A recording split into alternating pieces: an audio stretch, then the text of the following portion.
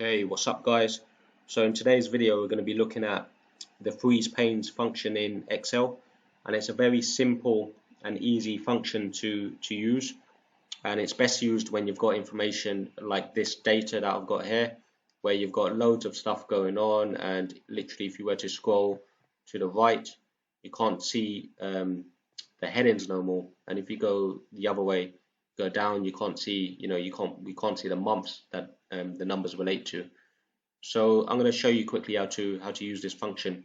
Okay, so if we want to freeze this top section here so we can see the months, if you go to view, freeze panes, so you've got freeze top row, which freezes that top row there, freeze first column, which freezes column A sideways. So I'm just going to show you quickly what each one does. Freeze top row, and basically you can see if you scroll down now, you've got the information there. If you scroll to the right, well, we can't see the salesman, so that's probably not good in this instance where we're looking at data like this. So I'm going to unfreeze that. I'll show you what the other one does. So freeze first column.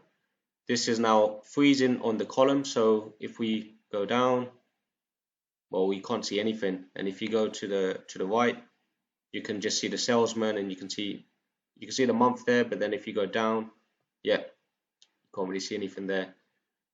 Okay, so I'm going to unfreeze that.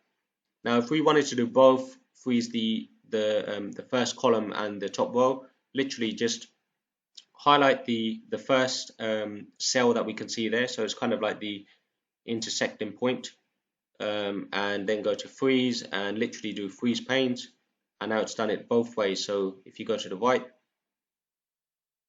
you've still got the headings there for the salesman's, and if you go down, you've still got the months and so on there, and that is pretty much it. So yeah, hope you enjoyed the video, and remember to hit subscribe.